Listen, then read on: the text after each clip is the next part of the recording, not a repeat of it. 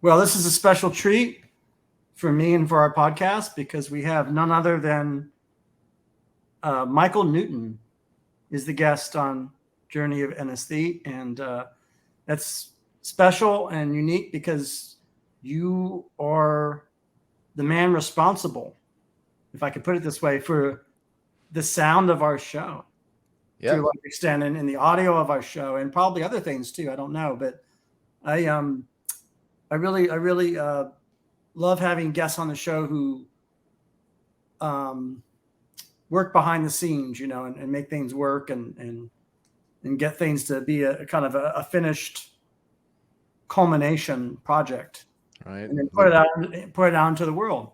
The man And behind that's the curtain, so to speak. that's right, and that's one of your gifts. And of course, you work with I think a band in Indiana, the Gabriel Hmm? Harley. Yeah, I don't know anything really about them, but that's a well. Did you want to start from the beginning in terms of your background as a growing up? Because by speaking personally, my connection to Indiana is through my father, my late father. So my late father was a Hoosier Really? in the 40s, yeah. But then his family all moved and migrated to Kentucky. I don't know if you know about this. It was a massive migration from Indiana to Kentucky for work among the working class in the 30s, like roughly before the Depression, because some mills opened up in Kentucky over the Okay. local the border. And, people used to go where work was. So Indiana Right. lost a lot of folks. And I don't know if you remember that specifics of that kind of labor movement back then, but that's one of my connections to Indiana. Right. So, did you want to talk about what it means to be a hearing guy or hearing person to audio, Yes. and how you what would you say growing up that you heard things other people couldn't hear, you heard details, or you were sensitive in listening, or is it something Um, else? I don't know if I had any special gift growing up that like that, but there was always music being played in the house. None of my family are musicians. Oh, wow. And neither am I for that matter, really. It was, and other people in the audio community always go, "So you don't play, you don't sing?" And I sing in the shower, but so does everybody. And they go, "That's kind of strange, isn't it?" And I'm like, "Well, I feel like it makes me sort of a purist in terms of that I Right, don't concentrate too much on in any one area." right. But also, I've kind of specialized in dialogue editing and podcast editing, so Okay. that's uh but yeah, when I growing up, I mean, my dad had these giant, like, three-tiered speakers that were probably, I don't Wow. know, 3 4 feet tall, and there was just You mean always music. were these speakers like PV or Marshall or that kind of thing, or were they were um they were like acoustic research, or AR was the thing on the little corner, said AR. I just can't remember what would the they have been late exactly the 70s model or They probably would have been around the 80s, I think, early early 80s? 80s. So Yeah. when my dad graduated in 81, Wow. so he'd have probably got him in the early Yeah. 80s, sometime after high school. And they were so big and so loud that, like, when I grew up out in the county, out in rural Indiana, and you could put all the windows down around the house, and Uh-huh. we'd played music from the house and worked out in the yard, and you could hear it pretty much Right. anywhere in the yard you went. Yeah. So Well, that would have been so the period of time you're talking about, if like you're doing yard work or landscaping work, or maybe you're a little kid and you're selling lemonade or something, or it could be a lot of things, right? So, but you're on the grass, or you're on the um, that would have been the technology of that era, right? So was that still pretty much analog type of audio, or would it have been, you know what I mean? So there's been yeah, so many massive revolutions and changes and sound and yeah. I mean, I think it would have been, those speakers would have been very analog, with no kind of, like, circuit boards in them or anything like that. right. But the um, certainly, the by that point we'd switched to digital audio, and that the receiver that dad had that played was like a Sony, I think, and Oh, it was wow. definitely more of a digital.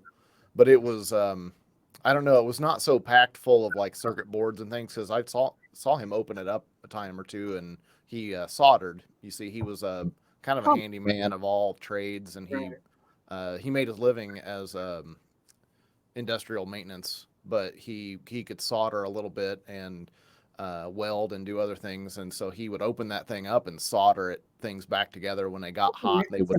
Amazing.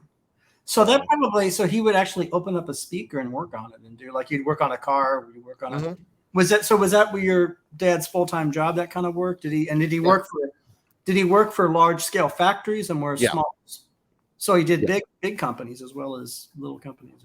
Yeah. He did auto mechanic work for a lot of years when he was growing up, and then he worked at a company that makes automotive seals and other things, and so he had all kinds of experience in electrical and hydraulic maintenance and stuff like that. So, and that was was that near Muncie, or was that was in No, it was in more in central Indiana. So if you want to start it like at the beginning, see, I grew up in a really little central Indiana town called Rushville. Right. There's maybe, I'm guessing off the top of my head instead of looking it up, but there's maybe 6,000 people in the town. So there's not very many. I graduated with like 110 people in my graduating class in high school. So would you say that, fair to say, everybody kind of knew everybody else very well, right? Yeah. Yep. Small town. A lot of people knew. A lot of big families with, there was a lot of kids running around with the same last name and that kind of thing. And then, in what years would that have been? Early 80s or mid 80s or? Oh no, 90s. 90s. Yeah, that's right. You're far younger than that. I'm sorry. It just kind of 55 year things kind of squeezed together, and they kind of right. Yeah, I was born in 1991. So. Oh wow. So, you're in a real small town, and your people in your class are 100 kids in your class. And at that time, were you already doing? I imagine. Do you think your father was an influence in terms of being interested in at least technology or fixing things, or was that? Yeah, certainly, because he was always working on something, and he did all his own like auto mechanic work, and so he did all the work around the house. If anything fell apart, he always fixed everything by himself, and so. Is there anything you remember about that time? I guess I guess it would have been as a young boy, I guess in the middle 90s or later 90s. Was there any kind of object or consumer good that's kind of universal that a lot of us use or need, even, that broke down more than other things? Or was there anything that stands out that this type of product was always having more trouble than other things? Or was there that you can remember? Usually it was the vehicle that one vehicle or another, because he was always he bought cheap, usually used vehicles and worked on them himself, and there was usually something wrong with them every couple of months, and so every couple of months. Yeah.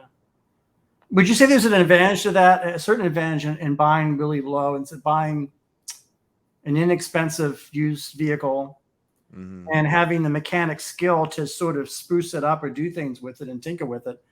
Would you and your dad say there's an advantage to that in a sense because you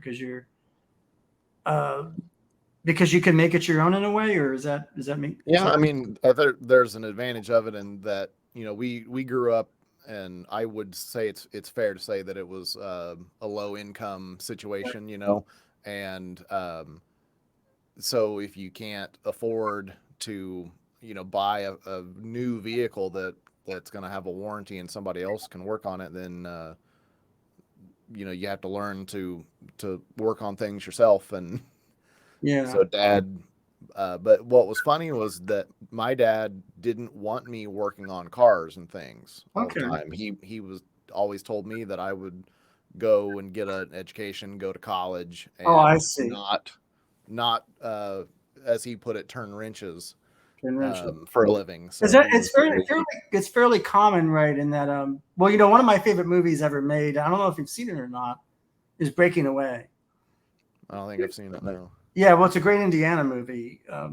Actually considered one of the greatest Indiana themed movies. But it's about cyclists in 1979 in small Indianapolis town, and they're the dad there. Paul Dooley plays the dad, and their dad works in a foundry, does foundry work. Actually, my grandfather did foundry work, so that there must have been, and and laid cement, and they go visit the local IU, Indiana University, and he says, I put this stone here, and I did all this, and I come back here and I feel empty. I don't want to go too long about that movie, but one of the themes, of course, in that film is Paul Dooley really wants his son, to go to college, and the son, I don't want to go to college. I want to be a working guy, and that town versus gown, and a lot of those kind of a theme. And so you're saying in your family, your father valued education, had aspirations for you that you would get an education. And that was never, I guess,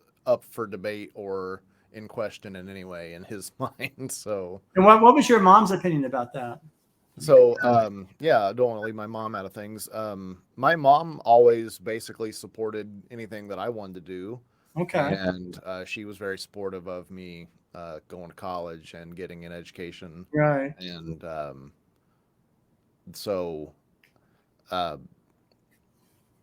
trying to think so in my childhoods, like when I was 4, my parents got divorced. Oh, goodness. Okay. So they've been divorced for almost my entire life.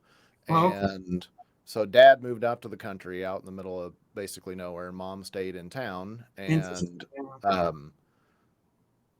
I mostly lived with my mom, but they did split custody. So a couple of nights a week I would go to my dad's, and then we did like some kind of every other weekend or some kind of thing like that. But it's a long time ago. It's hard to remember the specifics, but I was with both parents quite a bit. It wasn't like, I know some custody situations, like the one parent will maybe see the kid like a couple of weeks in the summer or something like that, and that's all they get. But my mom was very supportive, and as far as my mom's influence on like music and audio and things, one thing that fascinated me as a kid was she had this big chest in the like upstairs kind of spare bedroom, and it was filled to the absolute brim with CDs. Wow. And she was a CD collector for a long time. Well, I mean, of course, at that time, CD was like the thing, right? Collecting CDs at that time would be like collecting albums in the late 70s or early 80s. So like now, what would the equivalent now? I guess it would be maybe people with video games that perhaps, I don't know, or something. I wouldn't know. Collect Blu-ray movies or something. Blu-ray movies, which I do, but I mean, that because I'm a cinephile movie nut. So I just, in fact, just realized I got a brand new copy of Hustle with Burt Reynolds and Catherine Deneuve, was just released directed by Bob Aldrich. So that just came in the mail today, literally an hour before we. So if you haven't seen Hustle, watch Hustle. It's great. But in any case, sort of, your mom collected CDs. I mean, were there any kind of what was her musical taste, or what was her? So my mom was a little bit all over the place, but it was mostly kind of like rock and blues rock. Okay. And she's a big fan of female lead singers. So she would have liked Bonnie Raitt a lot, and Bonnie Raitt's one of her favorites. And but Eric Clapton, she had this big case of Eric Clapton CDs, some kind of collection, and Stevie Ray Vaughan, I'm guessing, and there might have been a Stevie Ray Vaughan in there somewhere. There was Dire Straits. There was Brothers in Arms was one of my favorites, and there was some Guns N' Roses and stuff that gets into the the 90s and things. But Fleetwood Mac, and there was just all kinds of like 70s and 80s rock and kind of like bluesy stuff. I guess what we call classic rock, but with a blues orientation. Now, when you were listening to I'm sure you were maybe purchasing your own CDs. I don't know. I don't know. Back when I was a little kid, I remember I bought a lot of. It was a series that they would release every year. I think it was like Now That's Called Music or something. And it was just basically a collection of pop music from the year. Oh yeah. And back then, that was kind of like if you wanted to today, you'd go to Spotify or iTunes or whatever and pull up, pop music and have a whole playlist. But back then, if you wanted a playlist of like all the big hits from the last year, you had to go buy a CD. Sure. But, what do you make of that change? I mean, the change from something being like a self-contained object that is sort of preset, that has a lot of things on it. They represent sort of a theme, or like the theme of an album, say. And the way things are now, where it's just like millions of tunes and it's kind of randomly. What do you make of that? Would you say that's a pretty big change in culture, right? In terms of just for music. I still enjoy listening to an album and just putting like start with the first song and listen through the whole thing. And I do that a lot with streaming, but there was this concept back in the day called broadcasting, and now there's actually a new term that's called narrowcasting. Right. We went from broadcasting to narrowcasting, where if you wanted to listen to music, you used to have to get it off a broadcast from the radio, and everybody heard the same thing. Now everybody gets their own individual feed. Yeah, that's what they want. Yeah, just what they want, and they don't have to listen to anything. But they don't usually experience anything new or different, because you would hear something on the radio and you'd call them and say, "Hey, who was that? What was that song, and who was that? Because I've never heard that before, and I want to." Well, people would call disc jockeys and radio. Yeah, the radio station from right. That's a whole other. Well, did you want to talk about Ball University because it says in your bio that you actually got a degree in sound design. So right, that's kind of a big deal, right? So. Yeah, so I left little Rushville and went north a couple of hours and hit Muncie. Right. That's where Ball State University is. And actually, when I got there, I was studying to become an art teacher. And it was just it was an interesting, barrier to entry that most kids that went to school in that day and age showed up with a MacBook. That's what everybody basically showed up with, was a MacBook. Wow. And I basically grew up in a low to mid kind of level income household, and that wasn't an option. I had like a $200-$300 laptop from Walmart. And sure. Well, so I guess you're talking about the kind of the technology divide. I mean, you're talking today, I guess, right today about the digital divide, but divide is kind of not really the kind of right word, because most folks were like yourself, I would imagine then, right? But maybe not these kids going to the. It seemed like almost everybody I knew had a MacBook, and I was one of the only people that didn't have a MacBook. Wow. But the teaching program was specifically that you had to have a MacBook.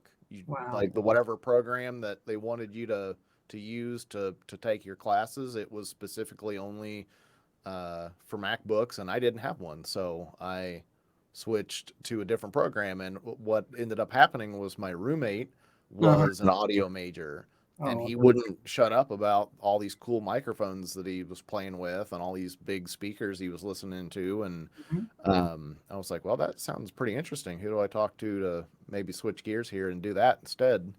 And that's how I got into the audio program. And the rest is history. Yeah. So you what would you remember the first? So I guess what do they do in an audio production major? What are some of the things that you were having to study or do in that? So the very first class that any of us took at Ball State was this big lecture.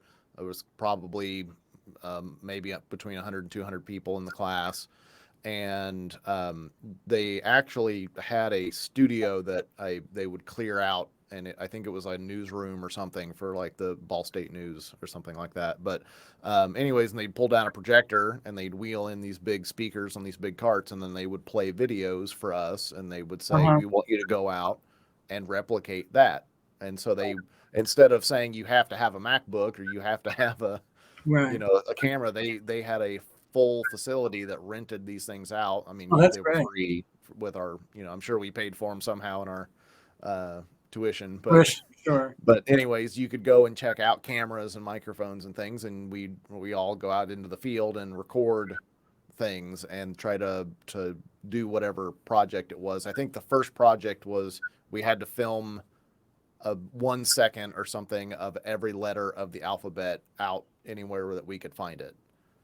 So you just go all around Muncie looking at signs and things like that and just filming one letter at a time and trying to find them all. And then at night, of course, we would go and they had big editing rooms full of computers, and we would sit down and edit our footage together and put the music or whatever together. And that was kind of the beginning of it. Huh.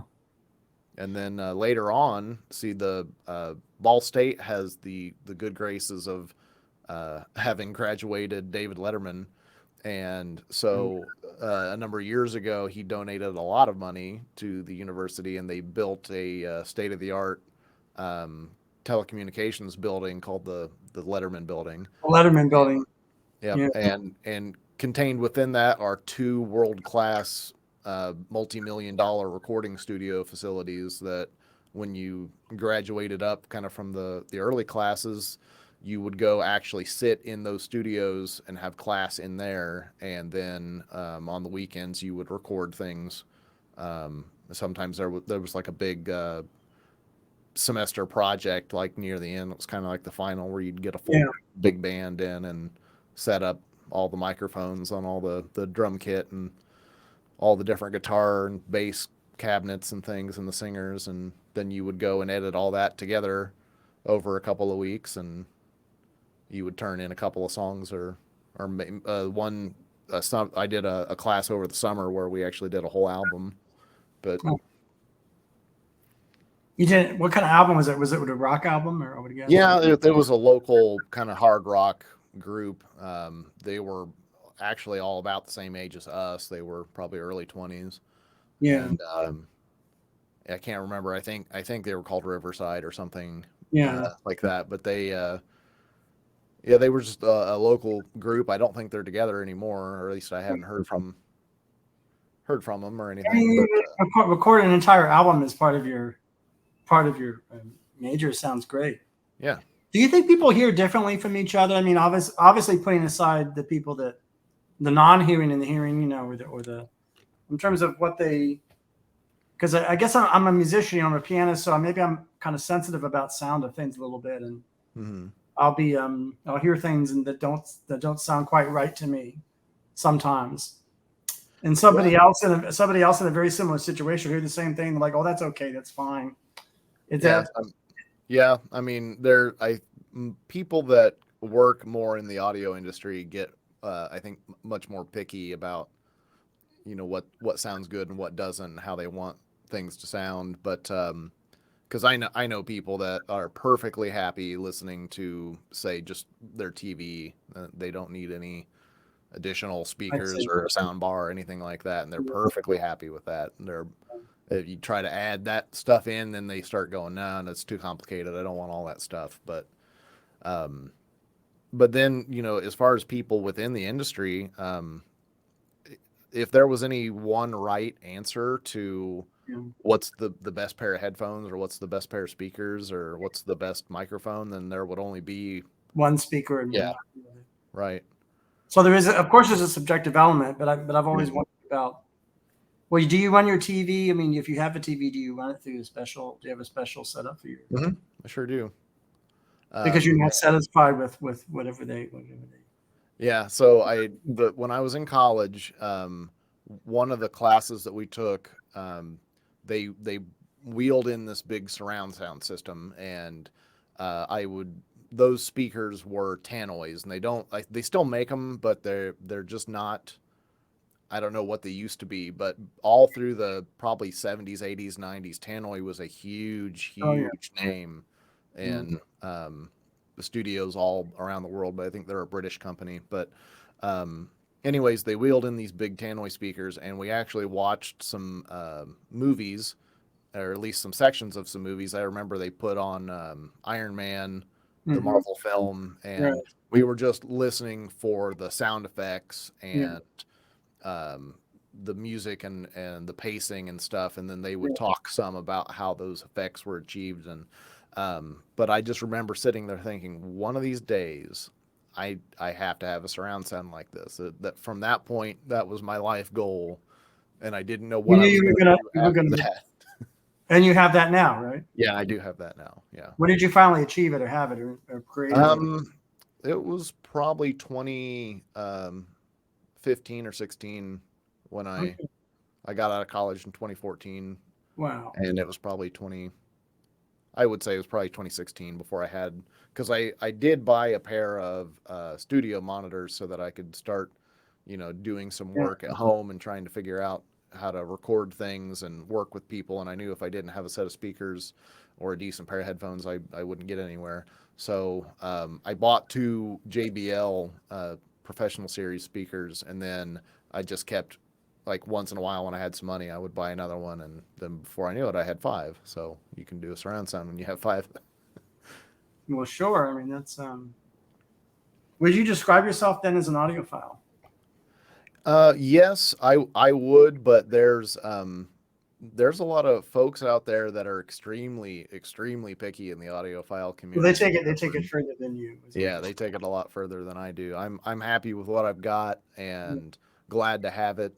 And there's people out there that'll tell you that you need to have $500 cables or whatever because it might make a minuscule difference because it's, silver wiring or something instead of copper, and but it probably doesn't really make that big of a difference because we're really limited by our ears as far as what we can actually hear, and especially as we get older, it becomes harder to differentiate minuscule things like that too. Really? But, that's and you're saying as people age, their hearing changes, are they? Yes. As you get older, especially your top end frequency response in your ears starts to taper off, and like I remember when I was 17, 18, sometimes you would go to the mall and they would be playing a really super duper high pitched, like, mosquito type of buzz to keep kids from gathering around certain places. Oh yeah, that's one of their plots. But yeah, it's a deterrent thing. And they're the plots to try to get people to. That's a whole. Don't get me started. It's a whole. I just did a book launch on the history of the mall, so that's one of the. Right. But as you get older, as you get into your mid to late 20s, you'll start to actually lose the ability to hear that really high frequency.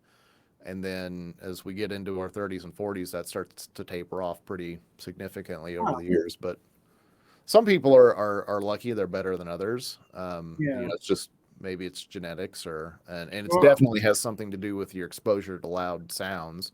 If you damage your hearing as a young person listening to loud concerts or whatever. But did you work on concerts growing up? I mean, later when you were a teen or young adult, did you work on I never actually did any sound work until I was in college. I didn't really, I knew, that there had to be people that recorded in studios and things, and that there probably was a person that somewhere that was running the concerts and live shows, but I never put a lot of thought into it until I was in college. Is the demand of a concert different than you think than the demand of a studio? I'm sure it's Yeah, live sound is quite a bit different than studio sound, and it's in my experience, see that there's a lot of load in and load out, which is the more physical kind of work. Sorry, I don't know if you can hear my dog. Oh yeah, barking. Which one is that, Ryder or Skipper? That's Ryder. Yeah, he's the barker. Does that mean we're gonna? So yeah, you're gonna. I'm sorry, you're gonna say the load out or the. But yeah, there's a lot of physicality to live sound because you're lugging around big pieces of equipment and stuff, and the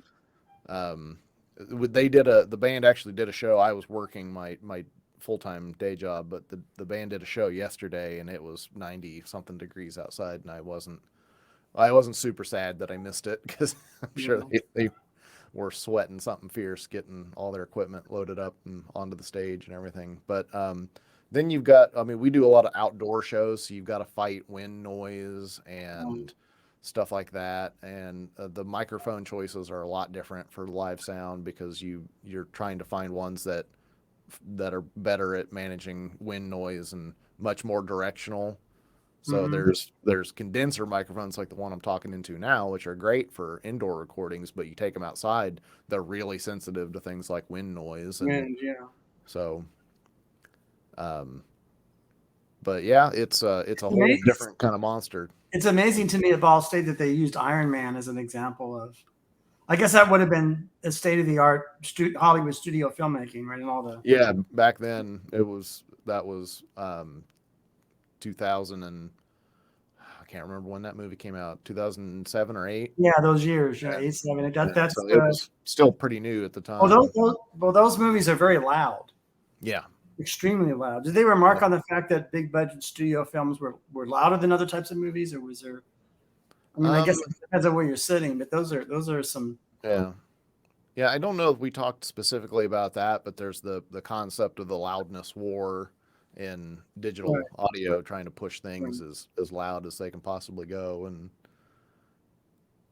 I think that degrades the quality of the audio some too. But do you have any thoughts about people listening to conversation or talk? Because our show, as you know, that is conversation heavy. It's conversational. It's people talking. Do you have any thoughts about reception to that, or how, or the recording of that? It's its own skill, right? It's very different than recording an electric guitar and a right. drum. Well, the podcast industry is huge, and it has been for the last 10 years or so. And I know people that won't drive to or from work unless they have a podcast on. So there's like my ex-wife, for instance, she listened to those crime drama shows and things. And there's actually a podcast company in Indianapolis that produces those kind of shows. And have you been there? Have you visited? No, I've not been there actually, but I know of them. And their numbers are huge. They get millions of people that listen. And so, but within dialogue editing, versus like music editing, there's especially in the last couple of years, there's been this big, technology, I guess, uprising of background sound removal and stuff. So I'll probably be able to get the dogs barking out of here, out of there with this new software, which when I was in college, we were aware that kind of technology existed, but they literally told us that this was like NASA, CIA level stuff. And you have to, you're going to have to wait for it to come out to the consumer level. But like, so they said, we have the technology, but it's not really we. It's this. Yeah. This is these people behind the, right. Top. They showed us that what it could do. There was some examples that had been put out, like, but it's really pretty incredible because it gets rid of all kinds of stuff that wasn't possible 5-10 years ago. And so that having that kind of software is pretty much necessary to dialogue editing these days. At least I think it is. And I don't know, podcast work is usually not recorded in studios. You know what I mean? Like a lot of people are doing it from home, like you are, and so it's a little bit different. I think it's more kind of casual and conversational. Sure. And I think the more professional the show gets, and the more like in the studio and with the big microphones, everybody's kind of putting on a character of themselves to be more professional, and Well, they're kind of it makes it more like television or old radio. Yeah. Kind of like somebody in, as you said, in character. Mm-hmm. But yeah, it's a lot different than, and usually if I'm recording a podcast and I have other people there, it's a lot easier setup than musicians, because there's nobody bringing in a drum set or anything that you have to take up a bunch of room. And this room isn't very big that I'm in, so I really couldn't fit a drum set and a full band in here. Well, it's hard for me to tell looking at it. I mean, it's very it looks very professional.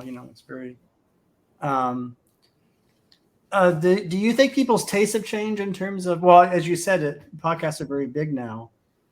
So would you say that probably right now people are more interested in listening to the conversation or being something that has kind of more of a long form, or kind of like what we're doing now, talking, that's kind of something that's a thing now that wasn't 20 years ago, right? Or 15 years ago, right? That's a newer, you say it's more popular now. I think people. Right. Well, so 15, 20 years ago, it was talk shows, Howard Stern and all that, yeah, and that kind of stuff. And the Bob and Tom show out of Indianapolis, they had a kind of an afternoon talk show thing that they did where they had guests on. But now we go back to the concept of narrowcasting. There's so many shows out there that you can find a show about anything that you want. And so you can. What is your memory of some of those 90s? There's so many, whether it's Sally Jesse Raphael or Morton Downey, or it wasn't like just radio talk shows. Right. It wasn't just Montel Williams and there was just a plethora of shows like that, Right. I mean, I mostly remember listening to Bob and Tom because that's local, and my dad was a big Q95 fan. Okay. And so they usually had musical guests. They would come on and play music, and then they would laugh over the music really loudly, which if you were trying to listen to the music, sometimes that made it hard to. But, do you remember Paul Harvey? It rings a bell. Is he a talk show? He was a very, very famous conservative radio, well, kind of middle of the road sort of. I think he passed this past year, but he was really big, just kind of like an institution. I don't know what made me think of him. I mean, there was a whole era of people like that, Well, I mean, that still exists, things like that. But I'm just thinking, sound. Any thoughts about sound effects? Or you said that people will laugh. They'll like multimedia. They'll be doing yuck yucks and telling stories over a song. And I'd imagine most of the people listening to that really want to hear the jokes, right? Probably that's why they're usually whatever they're going to say. And do you have any thoughts about that kind of multi-level layering and production? I mean, it's I guess it has its use, right? I mean, as far as my limited knowledge about that is mostly limited to like movie making and that kind of thing. But there is a huge production, like in Hollywood and other studios where the sound is from what I know, the people that work out there, it's incredibly important, and it's usually the last thing that anybody wants to work on or pay for. But because everybody's obsessed with the CGI and all that kind of stuff these days. But there's a show that I did on my podcast dealt with people that do Foley sound recording, which is a really interesting field. And I don't think many average, moviegoers understand much about how the sound effects in films get created. But I'm sure you've been following the debates and discussion this season or this month actually about inaudible movie dialogue and how dialogue. So you've been following the whole, if you're streaming at home, you'll hear less dialogue because it was set up for a large theater and move from theater to home. And there's been so many articles. You read those articles or follow that? Yeah. I've kept up with that a little bit because being a sound person, sometimes people just come right out and ask me what, why is that? And there's a few answers. Like you said, there's editing. The principal editing for those films is for a big multi-speaker theater. And one of the problems that I see these days is that TVs are getting thinner and thinner and thinner. And they're like wafers. Yeah. And like vanilla wafers. And so some of the electronics, I don't know if you ever opened the back of a TV up or anything. No. But I actually had to. Well, I'm sure you've done it out of enjoyment, I would guess, right? Because you're right.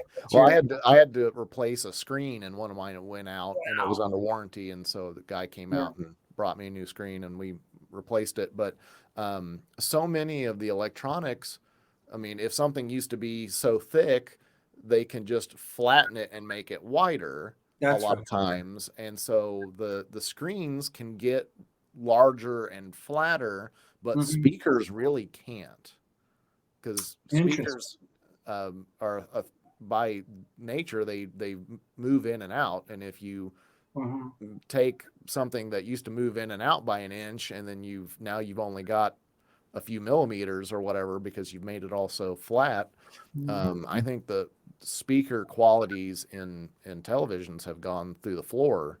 Right. Because I don't know if you ever had a TV like this, but when first flat screens I remember, they actually were like a rear projection, kind of a big, huge. I mean, it was the feature of the living room because it was a huge thing. But oftentimes they sat on a giant speaker cabinet, and so they had these giant speakers underneath them, and then like a Leslie cabinet. Yeah. Yeah. And so then as we moved into the like LCD and LED televisions, they've largely gotten away with that. And there was even a period after those giant projector TVs that on either side of the TV, they would run a speaker up, like there, the screen would be here and there would be a little bevel, and then there would actually be a speaker that ran up the side of the television on either side. And they even did away with that. So most of the speakers in TVs these days, they're either on the very bottom and they point down, or they're on the back of the TV and they either have to fight through all of the stuff in the TV, or they have to bounce off the back wall to get to you. So it really degrades the experience. What does that tell you? That tells me two things. It tells me that either the average consumer is not sound savvy. It's maybe not an important value to them, maybe. To get away with something like that.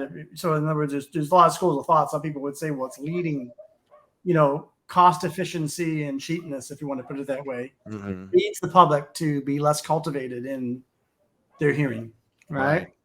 I think it's kind of the reverse of it. I think it's already a pre-existing lower importance, right? Otherwise, these companies and technologists will not get away with it. It would be right. I think and you have an opinion one way or the other about that, or is that kind of, or both? No, I think you're right. And then the other thing, if you just take the audio only medium, I know a lot of people that just take this smartphone around and they listen to the music off of it, and they're not listening.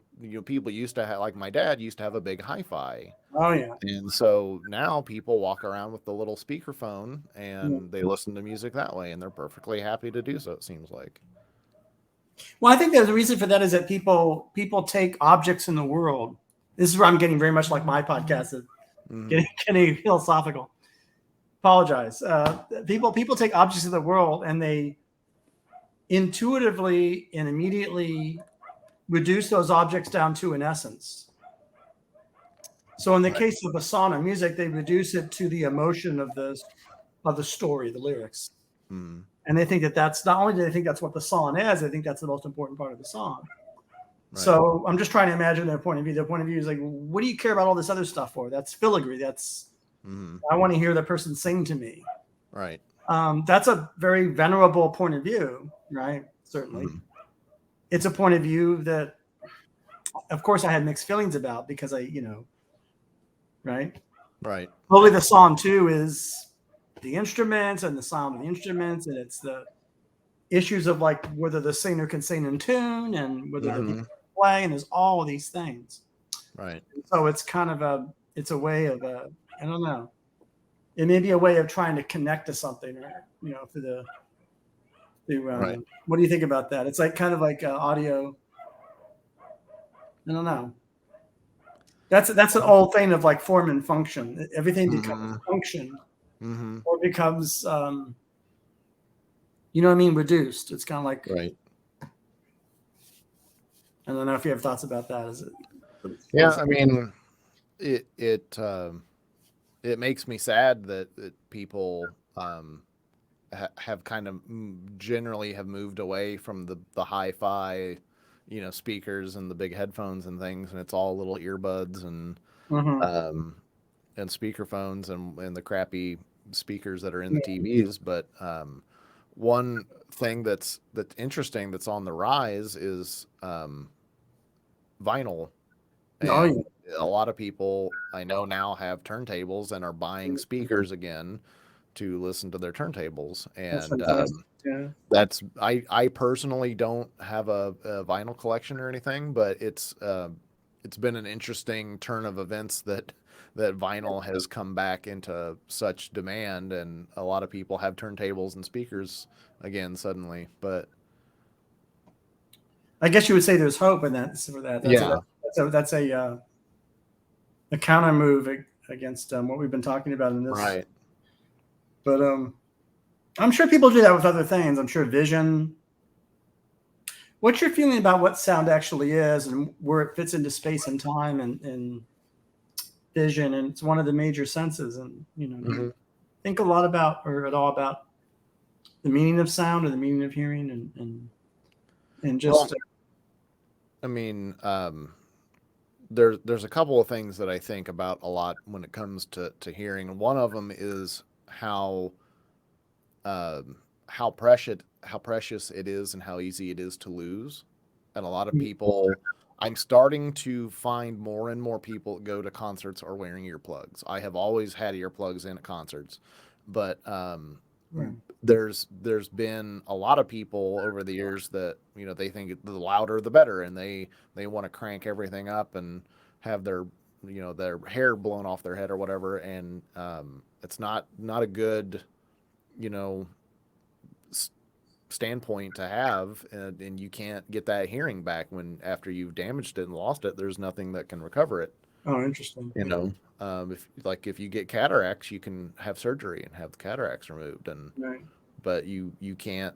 Currently there is no medical procedure that I know of that can recover hearing that you've lost, other than getting like a cochlear implant if you Right. had partial hearing to begin with. But so to me it's very precious, and Sure. it's a lot of people don't seem to stop and consider It's that precious. Yeah. that it's precious, and that they can lose it pretty easily if they're not careful. Um, and the other thing that I think of in terms of just of sound and hearing, and how it, there was a program up in Muncie that they were doing some research that people tend to remember things that they hear. The Huh. hearing, somehow it is more connected to your brain, and people that they would go and play music to people like that they'd have heard when they were growing up, so they'd have picked Wow. music, and those people would light up all of a sudden, and Right. would remember things that they hadn't remembered in a long time. And it's kind of the sense that remains. It's the sense that lingers, as it were. Right. That you can kind of remember how things taste, and kind of remember how things smelled, if Mm-hmm.